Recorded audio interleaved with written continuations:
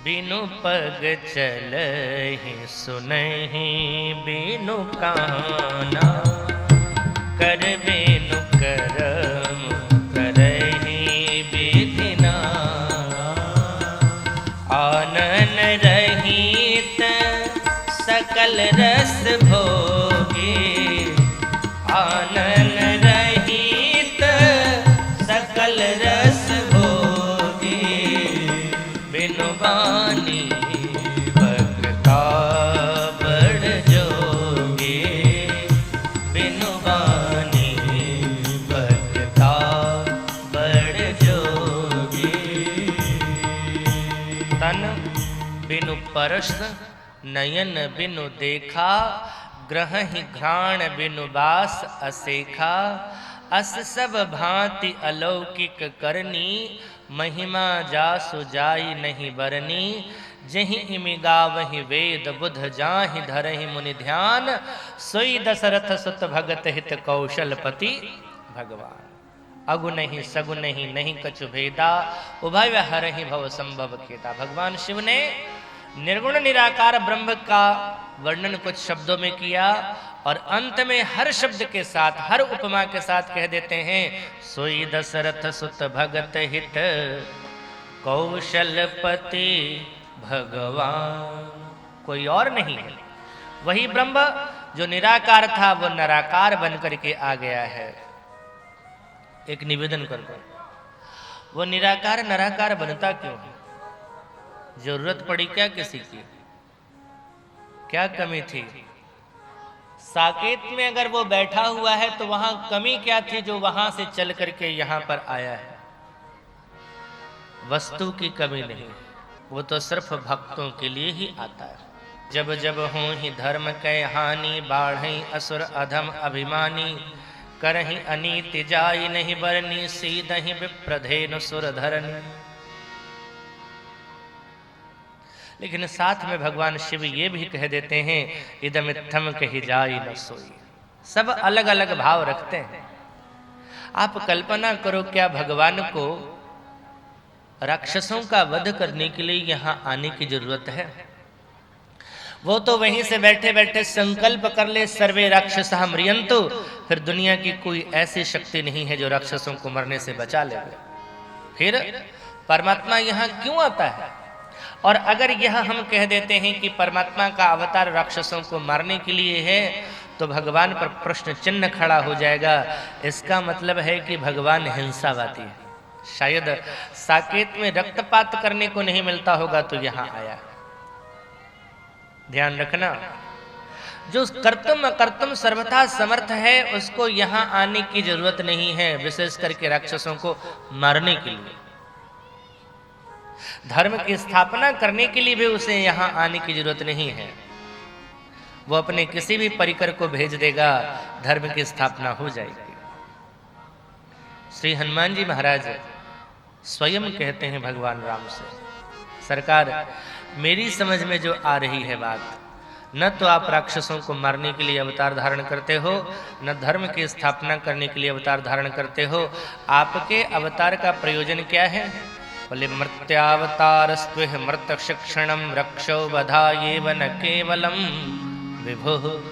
हे विभु, हे प्रभु, मनुष्य के रूप में आपका अवतार इसलिए है कि मनुष्यों को शिक्षा दे सके कि मनुष्यों को करना क्या है। वेद के माध्यम से भगवान ने बताया मानव जगत को कि ऐसे करना चाहिए। लेकिन किसी ने कहा, सरकार कहने में क्या लगता है, करना पड़े तो समझ में आवे। वेद में भगवान ने कह के बताया और श्री राम के रूप में आकर के भगवान ने करके बताया है। इसीलिए श्री राम का चरित्र पवित्र है और अनुकरणीय है। वस्तुतः भगवान श्री राम ने भी एक बार कहा विभीषण भैया से, विभीषण मेरे अवतार का प्रयोजन क्या है? बोले तुम सारिखे संत प्रिय मोरे, धरऊं देह नहीं आन निहोरे। तुम्हारे जैसे भक्तों के लिए ही अवतार धारण करता हूं, इसके अलावा कोई दूसरा और प्रयोजन है ही नहीं। ज्ञानी कहते हैं कि परमात्मा का शरीर बनता ही नहीं, वो तो दृष्टा है। वो तो साक्षी है, वो तो एक दीपक के जैसे है। रात के 12 बजे दीपक को जला करके अगर आप श्री रामचरितमानस का पाठ करेंगे तो दीपक आपको शाबाशी नहीं देगी। उसी दीपक को जला करके रात के 12 बजे कोई चोर ताला तोड़े तो दीपक उसको रोकने वाली भी नहीं। यानी दीपक तो दृष्टा है, कुछ नहीं करता है। ऐसे ही ब्रह्म है, उसको कोई लेना देना नहीं है। गहहीन पाप पुण्य गुण दोषु। भक्त कहते हैं ऐसे परमात्मा की क्या जरूरत है हमें। हमें तो वो परमात्मा चाहिए जब हम अच्छा कार्य करें तो हमें पुरस्कृत करें, और अगर हम गलत करें तो हम दंडित भी किए जावे। हमें तो ऐसा परमात्मा चाहिए। अगर ज्ञानी कह दे कि न माता न पिता तस्य न भार्या न सुतादयः नात्मीयो न परश्चापी न देहो जन्म एवच हरि ही ओम मां सहस्र सिरखा, सही बात है, सारी बातें सही है, लेकिन इससे भक्तों को आनंद नहीं आएगा। भाई मेरे, अगर कोई व्यक्ति पानी के लिए प्यासा है तो प्यासे व्यक्ति को पानी का ज्ञान नहीं शांत कर सकता है। कोई व्यक्ति प्यास से मरा जा रहा है, वो आपसे पानी मांगे और आप पानी देने के बजाय उससे कहने लोगे पानी कहाँ नहीं है, पानी जहाँ देखो वहीं है पानी, धरती में पानी, आकाश में पानी, तुम्हारे आसपास भी पानी। सच बात है, आप झूठ नहीं कह रहे। आसमान में भी जल है, धरती में भी जल है, वायु में भी जल है, लेकिन इस ज्ञान से उसकी प्यास नहीं बुझेगी। इसी तरह से कुछ लोग कहते हैं ना कि परमात्मा तो हर जगह है, लेकिन उस हर जगह के परमात्मा से भक्तों को आनंद नहीं आता है। भक्तों का वो आनंद तो तब आता है जब साकार होकर के वो शरीर धारण करके शबरी की कुटिया पर पहुंचता है और वहां उसके द्वारा मधुर फल खाता है। भक्तों को आनंद तो तब आता है जब विदुरानी के घर में पहुंच करके उसके घर के साग को भोग लगाता है, तो भक्तों को विशेष आनंद आता है। उसे ब्रह्म का ज्ञान नहीं, उन भक्तों को ब्रह्म का ज्ञान शांत नहीं कर सकता है, बल्कि साक्षात भगवान ही आकर के उनकी पिपासा को बुझा सकते हैं। देवी भगवान के अवतार के कुछ प्रयोजन कहा। द्वारपाल हरि के प्रिय दो, जय अरु विजय जान सबको। आप सब जानते हैं कथा को। जय और विजय नाम के दो द्वारपाल थे। ब्राह्मणों ने यानी सनकादिकों ने इन्हें शाप दिया, जिसकी वजह से ये राक्षस बने। आश्चर्य होता है कि भगवान के नित्य पार्षद जो भगवान के निकट हैं, अच्छा किसी महापुरुष के निकट कौन रहता है और उनका प्यारा अगर हो जावे वो, इसका मतलब उसके अंदर उपलब्धि है। तो उस व्यक्ति ने जो भगवान का इतना प्यारा है, जिसे भगवान ने अपना द्वारपाल नियुक्त कर दिया है, उसको क्यों शाप लगा। आश्चर्य हुआ कि विप्रों ने शाप क्यों दिया। उसके साथ भी वैकुंठ में श्राप दिया, और श्राप देने के लिए क्रोध करना आवश्यक होता है, और वैकुंठ में कोई गुस्सा कैसे कर सकता है, और उसमें भी सनकादिक के जैसे महात्मा क्रोध करे, वो भी वैकुंठ में। ये सोचने वाली बात है। दिमाग में बात आती नहीं है कि सनकादिकों के जैसे महात्मा वैकुंठ में जाकर के भगवान के पार्षदों को शाप देवे। कल भी मैंने निवेदन किया था कि अगर हमारे जीवन के कोई महापुरुष कोई अलग कार्य करते दिखते हैं जो शास्त्र के अनुकूल नहीं है, तो समझ जाना बहुरी राम माँ यही सिर नावा। ये ठाकुर जी की माया है, ये ठाकुर जी की लीला है। वस्तुतः भगवान ने सनकादिकों को प्रेरित किया श्राप देने के लिए, और जय विजय को नियुक्त किया श्राप लेने के लिए। क्यों? लीला बनती है ना। एक बार भगवान के पद को दबा रही थी लक्ष्मी जी। अच्छा, लक्ष्मी जी पैर दबाते दबाते लक्ष्मी जी को लगा कि मैं बहुत कोमल हूँ। अपनी कोमलता का ख्याल आया, पैर दबाते चली जा रही थी। एक जगह जैसे ही भगवान का पैर दबा करके अपना हाथ हटाया, तो देखती हैं कि भगवान का पैर लाल हो गया। लक्ष्मी जी के हृदय में ये भाव जगा कि मैं कोमल हूं। भगवान को लगा इनके घमंड को खत्म करना है, सो भगवान ने अपने आप को कोमल बना लिया, और जैसे ही अपना हाथ हटाए लक्ष्मी जी को लगा हमारा जितना हाथ कोमल है, उनसे ज्यादा तो इनका पैर कोमल है। मैं फालतू में परेशान हो रही हूँ कि मैं कोमल हूँ, मैं कोमल हूँ। फिर लक्ष्मी जी के अंदर ये भाव आया, मेरा पति इतना कोमल है। अच्छा, पुरुष अगर ज्यादा कोमल रहेगा तो अच्छी बात है ना। लक्ष्मी जी को लगा कि इतने कोमल है हमारे नाथ। भगवान मुस्कुराने लगे। भगवान ने सोचा, लक्ष्मी आपने हमारी कोमलता तो देख ली, कठोरता नहीं देखी। अब हम आपको अपनी कठोरता भी दिखा देते हैं। कठोर हम कितने हैं, कठोरता को बताने के लिए चुना। उस समय सबसे ज्यादा बलवान और कठोर थे जय और विजय, क्योंकि भगवान है ना। और भगवान और बड़े बड़े आज भी लोग अपने बॉडीगार्ड किसको बनाते हैं? अपना बॉडीगार्ड जो ताकतवर हो उसको बनाएंगे ना। तो ठाकुर जी ने जय और विजय को रख रखा था। जय विजय को एक दिन भगवान ने बुलाया, सुनो क्या, मुझे कुछ लीला करनी सरकार, उस लीला में तुम्हें पाठ करना है सरकार, राक्षस बनना है सरकार, युद्ध करना भी है। अच्छा सोचो, जिनके रक्षक थे वो जय और विजय, जो ठाकुर जी से कभी अलग हो ही नहीं सकते, ये साक्षात भगवान ही जैसे दिखते हैं। लेकिन जब ठाकुर जी ने कहा तुम्हें हमसे अलग होना है सरकार, राक्षस बनना है सरकार, युद्ध करना है सरकार, सीधी सी बात है, जो व्यक्ति किसी के प्रति निष्ठावान होता है वो कभी किसी हालत में ना नहीं कहता है। चाहे विरोध में कर दो उसको, चाहे अपने पक्ष में कर लो। अपने पक्ष में करोगे तो भी कहेंगे हाँ, विरोध में ठीक है सरकार, हमें पक्ष और विपक्ष से मतलब नहीं है, हमें तो तुम्हारी प्रसन्नता की आवश्यकता है, तुम जिसमें प्रसन्न रहो। बक्सर वाले मामा जी बहुत सुंदर गाया करते थे, जो बनाओ सो बन जाएंगे,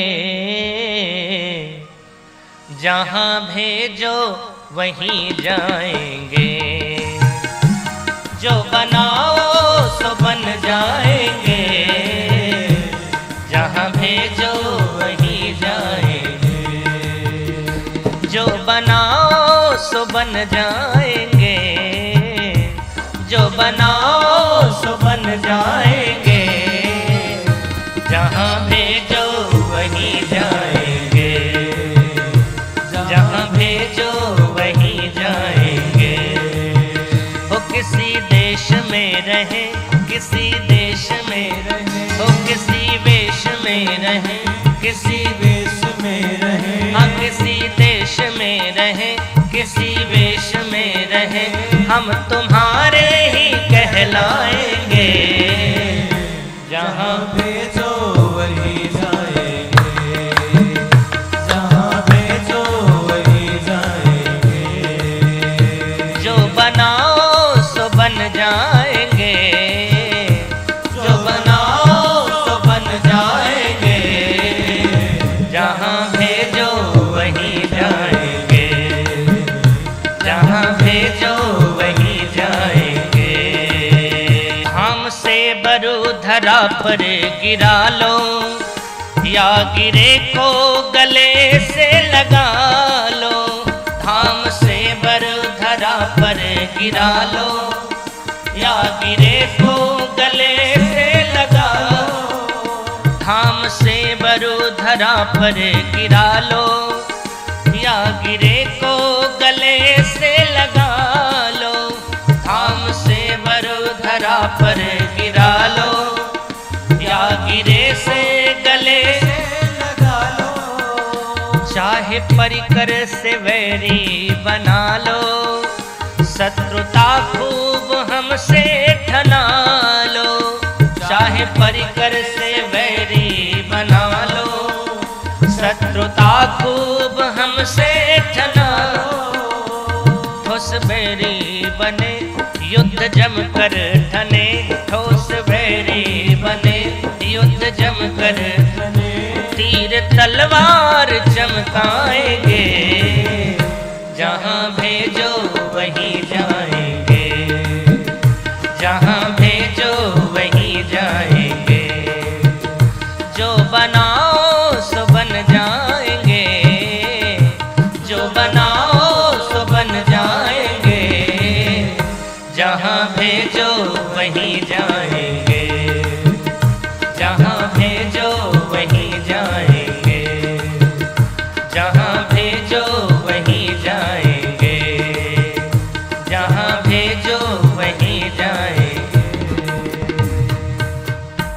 ब्राह्मणों ने जय और विजय को शाप दिया, एक जन्म में उनकी मुक्ति नहीं हुई। ध्यान रखना, श्री तुलसीदास जी महाराज कहते हैं 3 जन्म द्विज वचन प्रमाना। कोई गलती करते हैं ना, हम सोचते हैं हमने गलती कर लिया और अपराध की क्षमा मांग लिया, हो गया समाप्त। नहीं जी, अगर अपराध किया है तो उसका दंड भोगना ही पड़ता है। छोटी सी गलती करी थी, उन द्वारपालों ने शनकादिकों के प्रति छोटी गलती करी, भगवान का दर्शन करने के लिए जा रहे थे, रास्ता रोक दिया। ठाकुर जी ने कहा था ना कि आपको मैं जो कहता हूं वो करना पड़ेगा, और उन्होंने ही प्रेरित किया। सनकादिक आए और सनकादिकों को रास्ता रोका सनकादिकों का, और सनकादिकों ने इन्हें शाप दिया है, और जो शाप दिया है वो 3 जन्म का दिया है।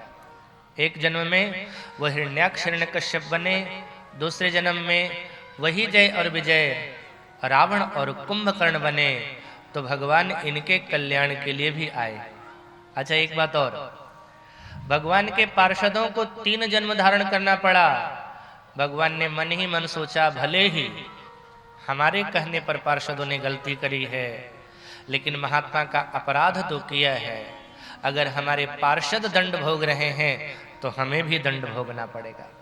महात्माओं के प्रति किए हुए अपराध का दंड हमें भी भोगना पड़ेगा। अगर मेरे पार्षद 3 जन्म ले रहे हैं तो उनके कल्याण के लिए मुझे 4 जन्म धारण करना पड़ेगा। तो भगवान 4 बार आए। हिरण्याक्ष हिरण्यकश्यप का वध करने के लिए भगवान नरसिंह और बाराह बन करके आए। रावण कुंभकर्ण के लिए श्री राम बन करके आए, और दंतवक्र और शिशुपाल के लिए भगवान कृष्ण बन करके आए। तो उनका 3 जन्म और ठाकुर जी का 4। भगवान शिव ने एक जन्म का कारण और भी बताया। जलंधर नाम का राक्षस, उसको कोई जीत नहीं सकता था। वो देव से क्या, महादेव से भी नहीं मारा जा सकता था। उसका कारण क्या है? श्री तुलसीदास जी महाराज कहते हैं, असुराधिप नारी परम सती, असुराधिप नारी तहि बल ताहि न जितहि पुरारी, तहि बल ताहि न जितहि पुरारी, परम सती असुराधिप नारी, परम सती असुराधिप। जलंधर की पत्नी वृंदा परम सती थी, और उस सती के कारण वो जलंधर सुरक्षित था। मानो जलंधर ने वृंदा के रूप में एक कवच धारण कर रखा था, और वो कवच ऐसा था जो अछेद्य था, अभेद्य था, और जब तक ये कवच नहीं तोड़ा जाएगा तब तक जलंधर मारा नहीं जाएगा। इसलिए भगवान ने उस कवच को तोड़ा। कैसे? बोले, छल करि टार्युता सुव्रत प्रभु सुर कारज किन्ह। छल करके भगवान ने उसके सतत्व को खंडित किया। भगवान स्वयं जलंधर बन करके चले जाते हैं, और जब उसके सतत्व को खंडित किया गया तो जलंधर वहां मारा गया। अच्छा, यहाँ पर जैसे ही इस प्रसंग को हम पढ़ते हैं, लोग सुनते हैं, हमारे मन में एक संदेह जग जाता है, ये भगवान का कैसा काम है? भगवान तो सतियों के सतित्व के रक्षक हैं, वो यज्ञ पुरुष हैं, यज्ञ के रक्षा करने वाले हैं। लेकिन श्री रामचरितमानस में हम कुछ ऐसे प्रसंगों को देखते हैं जहां पर ऐसा लगता है कि ये कार्य उचित नहीं था। जैसे वृंदा के सतित्व को खंडित करना, रावण और मेघनाद के यज्ञ को विध्वंस करना। भगवान का कार्य है अमृत की रक्षा करना, लेकिन भगवान ने क्या किया? नाभि में अमृत बसा हुआ था रावण के, और भगवान ने उस अमृत के कुंड को सुखा दिया। तो ऐसा नहीं लगता कि भगवान कुछ अव्यवहारिक कार्य कर रहे हैं? समझना पड़ेगा, ध्यान रखना।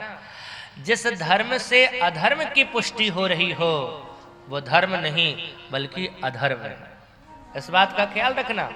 अगर हम कोई कार्य कर रहे हो जिसकी वजह से अधर्म ही बलवान हो रहा है, सती वृंदा थी, उसके अंदर सतीत्व का प्रभाव आ गया कि जो उसका पति था वो मारा नहीं जा रहा था। भले ही वृंदा सतीत्व थी, सती थी, सती का कार्य कर रही थी, लेकिन उसके इस धर्म से अधर्म बलवान हो रहा था। अगर कोई योद्धा कवच धारण करके युद्ध करता है तो उस योद्धा की रक्षा वो कवच कर रहा है, लेकिन विजेता वो कवच नहीं है बल्कि वो योद्धा है। अगर उस योद्धा को परास्त करना हो तो सबसे पहले उस कवच को तोड़ना आवश्यक है। अगर रावण और मेघनाद का यज्ञ विध्वंस नहीं किया गया होता, अगर उसका यज्ञ पूरा हो गया होता तो सोचो कि रावण और मेघनाद कितने यज्ञों का विध्वंस कर चुका होता। अगर वृंदा के सतीत्व को खंडित न किया गया होता तो उसका पति जलंधर पता नहीं कितने सतियों के सतीत्व को खंडित कर देता। अरे औरों की तो और बात छोड़ दो, जलंधर एक बार माता पार्वती के सामने पंचमुखी शिव बनकर के प्रकट हो गया। ये इतना दुष्ट था। छल करी तारे उता सुब्रत प्रभु सुर कारज किन्ह। लेकिन वृंदा ऐसे नहीं निकली। वृंदा ने जब जान लिया कि ये मेरा पति नहीं कोई और है, जब उसने जाना तब शाप कोप करी दिन, क्रोधित होकर के शाप दे दिया। आपने अच्छा कार्य नहीं किया, इसलिए आप शिला हो जाएं, पत्थर हो जाएं, तो वही भगवान शालिग्राम बने। लेकिन भगवान ने भी कहा, वृंदे तुमने भी अच्छा काम नहीं किया। तुम धर्म और अधर्म जानती हो, और पत्नी का कर्तव्य है कि पति अगर अलग कार्य कर रहा है, अधार्मिक कार्य कर रहा है, तो पति को रोकने की चेष्टा करे। तेरा पति पता नहीं कितने सतियों का सतत्व को खंडित कर रहा था, लेकिन तूने कभी रोकने की चेष्टा नहीं करी। तू भी जड़ हो गई है, इसलिए जा, मैं भी तुझे शाप देता हूं कि तू भी पौधा बन जा। तो वही वृंदा तुलसी बन गई। उस वृंदा ने तब प्रार्थना किया, सरकार एक निवेदन है, थोड़े ही देर के लिए आपने मुझे पत्नी के रूप में स्वीकार किया, मैं चाहती हूं कि वो साथ सदैव सदैव के लिए हमारे जीवन में हो जाए। तो वही शालिग्राम के साथ से तुलसी जी का विवाह संपन्न होता है। देखो जी, पति की सेवा वृंदा भगवान मान करके कर रहे थे, और अब तो उसको साक्षात भगवान ही मिल गए। यानी उसके जीवन का जो धर्म था वो खंडित नहीं हुआ, बल्कि उसका धर्म जो था वो पूर्ण हुआ। परमात्मा को प्राप्त करके वृंदा जो सती थी उसका धर्म पूर्ण हुआ। तो एक कल्प का कारण ये भी है। एक बार नारद जी ने शाप दिया भगवान विष्णु को, उसकी कथा भी कही गई। एक बात और निवेदन कर दूं, ये जो 3 जन्म की कथा है, जय और विजय या जलंधर या फिर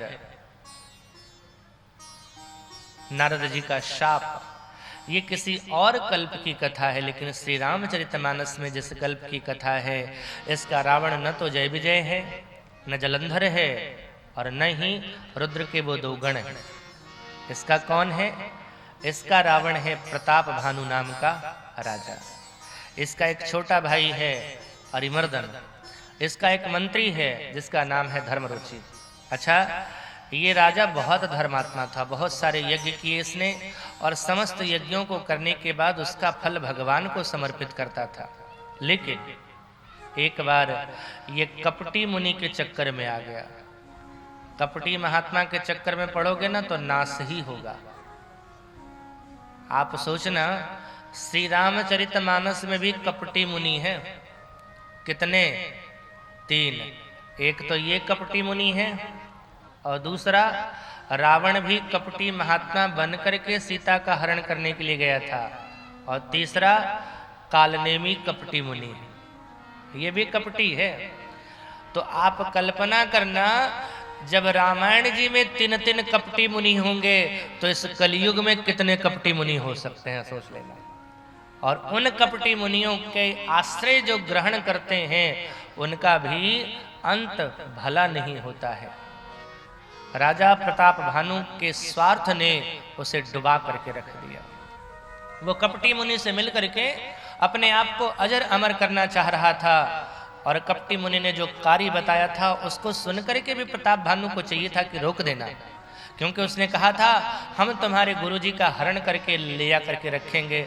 अरे जिस गुरु की हम पूजा कर रहे हैं उस गुरु का हरण करने की कोई बात कर रहा है तो उस समय तुरंत रोक देना चाहिए था ना, कि आप कोई दूसरा उपाय बताओ। ठीक है, मेरे मन में इच्छा है कि मैं अजर अमर हूं, लेकिन आप हमारे गुरु जी का हरण मत करना। लेकिन जो गुरु का अहित चाहे और गुरु को परेशान करके अपना हित चाहे वो कभी भी सफल हो नहीं सकता है। इसीलिए वो प्रताप भानु शापित होता है, राक्षस बना, रावण बना। उसका भाई जो उसका जो भाई अरिमर्दन था वो कुंभकर्ण बना, और इसका एक मंत्री था धर्मरुचि, वो विभीषण बना।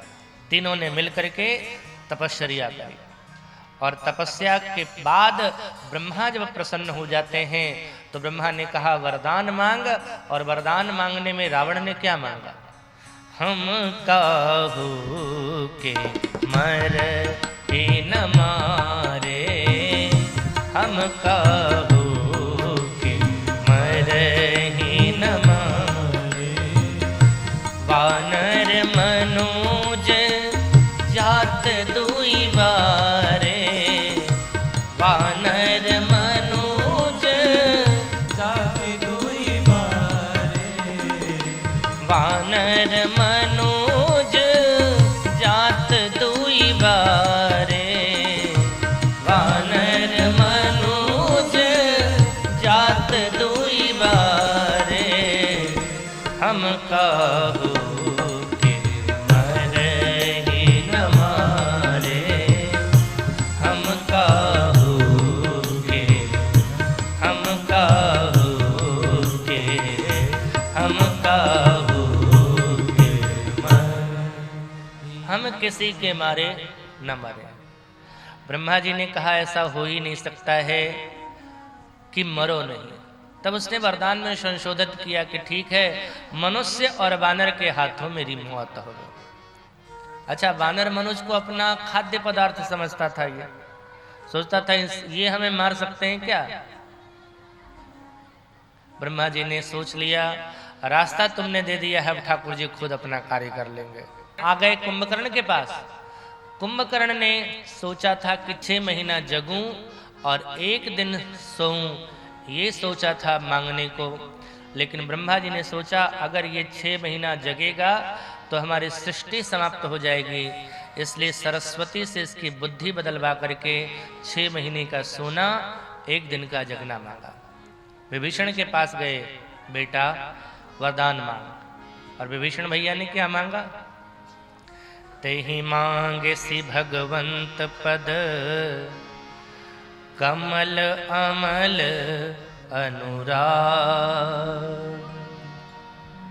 भगवान के चरणों में हमारे मन में अनुराग बन जावे, यानी भक्ति का वरदान मांगा। एक संत बहुत सुंदर भाव कहते हैं, तीनों भाइयों ने वरदान में सोना मांगा। कैसे? बोले रावण ने लंका मांगी सोने की, सोना। कुंभकर्ण ने मांगा सोना, और विभीषण ने क्या मांगा? सोना। यानी जो उन दोनों ने मांगा वो ना, सोना। जो वो मांगे हैं सो ना। तीनों भाइयों को वरदान मिला। अब रावण को जाना कि आगे जाकर के ये राक्षसों का राजा होगा, तो मैं दानव ने अपनी बेटी मंदोदरी का विवाह इसके साथ कर दिया। एक बार कुबेर जी महाराज अपने पिता से मिलने आए। वो लंका में रहते थे। लंका में जाकर के रावण ने चढ़ाई करी, लंका को जीत लिया, असुरों को बुला बुला करके वहां रख दिया। मैं दानव ने उसे पूर्ण रूप से संवार दिया। अब ये लंका सोने की लंका हो गई। किसी ने हमसे पूछा, महाराज जी लंका सचमुच में सोने की थी? हमने कहा क्यों? बोले नहीं, सोचते हैं अगर हम भी वहां चले जाएं तो 2-4 ईंट उखाड़ के ले आवे। हमने कहा सोने की लंका तो थी, कोई दो राय नहीं। बोले कैसे? हमने कहा जहाँ का रहने वाला 6-6 महीना तक सोता हो वो सोने की लंका नहीं तो क्या जागने की लंका थी? सोने की लंका तो थी। रावण का अत्याचार धीरे धीरे बढ़ने लगा। एक बार भगवान शिव को प्रसन्न कर लिया उसने पूजा करके। भगवान शिव ने कहा वरदान मांग, तुझे क्या चाहिए? रावण ने कहा मेरे पास अतुलनीय बल हो जाना चाहिए। भगवान शिव ने कहा तथास्तु। शिव से वरदान प्राप्त करके अतुलनीय बल का चला जा रहा था। रास्ते में नारद जी मिल गए। नारद जी ने पूछा इतना प्रसन्न होकर के क्यों जा रहे हो? बोले अतुलनीय बल मिला है। अरे मिला है या ऐसे ही? क्योंकि शिव जी का काम है ऐसे ही वरदान दे देते हैं, पता नहीं, गारंटी नहीं। तौल करके देखा? बोले सही कहता है बाबा, तौल करके देखना चाहिए। तो तौला कहाँ जाए? बोले शिव जी जिस पर बैठे हैं उसी को तौला जाए। तो कैलाश पर्वत पर पहुंच गया और कैलाश के नीचे जा करके उसने बाएं हाथ से कौतुक कहीं कैलाश पुनि लिन्हे से जाई उठाए। खेल खेल में जाकर के उसने कैलाश को उठा लिया और अपनी भुजाओं को तौल करके बड़ा प्रसन्न होने लगा। जैसे उसने कैलाश को उठाया, पार्वती जी बोली देवाधिदेव। बोले हाँ, लगता है भूकंप आ गया है। कैसे? बोले कैलाश अपना हिल रहा है। शंकर जी ने कहा देवी भूकंप नहीं आया है। बोले तो नीचे देखो रावण आ गया है और रावण कैलाश को उठा रहा है। पार्वती जी ने डांट करके पूछा क्या कर रहे हो?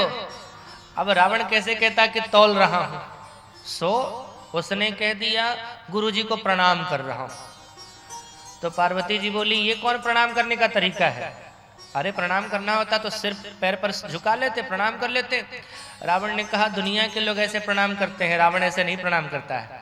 रावण अपना सिर कटा सकता है लेकिन सिर झुका नहीं सकता, इसलिए गुरुजी को पैर को ही अपने सिर के बराबर ला करके हमने प्रणाम कर लिया। अब शंकर जी ने देखा कि इसको तो बड़ा अभिमान आ गया है। तो शंकर जी ने अपना पैर निकाल करके दबाया और जैसे ही पैर दबाया तो उसका हाथ दबता चला गया। अब तो दैया मैया चिल्लाने लगा प्रभु मुझे क्षमा कर दे, मुझे क्षमा कर दे। भगवान शंकर हंसने लगे। तब शंकर भगवान को प्रसन्न करने के लिए उसने भगवान शिव की स्तुति करी है, जो आज शिव तांडव के नाम से हम जानते हैं। भगवान शंकर उस स्तुति को सुन करके प्रसन्न हो जाते हैं। रावण का अनाचार अत्याचार बढ़ने लगा। अत्याचार तो यहां तक बढ़ा जेहि जेहि देश धेनु द्विज पावहि, नगर गामपुर आग लगावहि।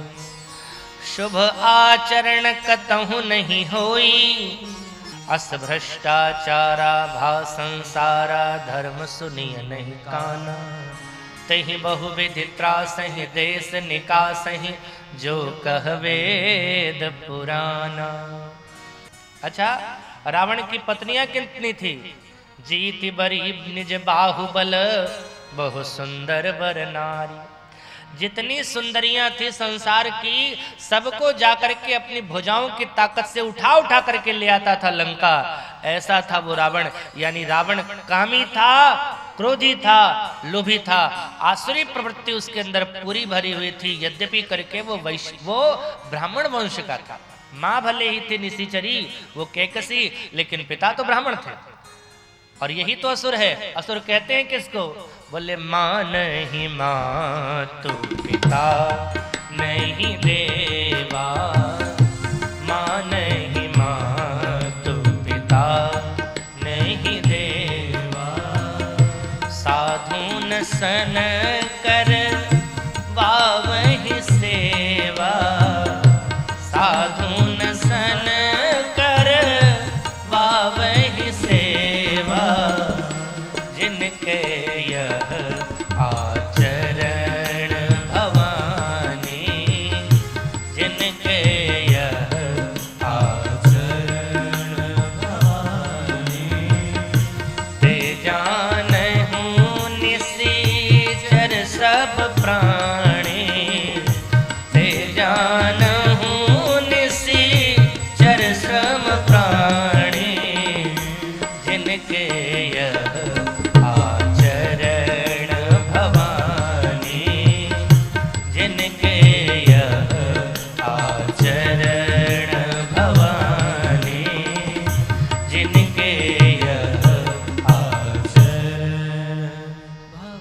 अभी मैंने चर्चा करी शिव तांडव की।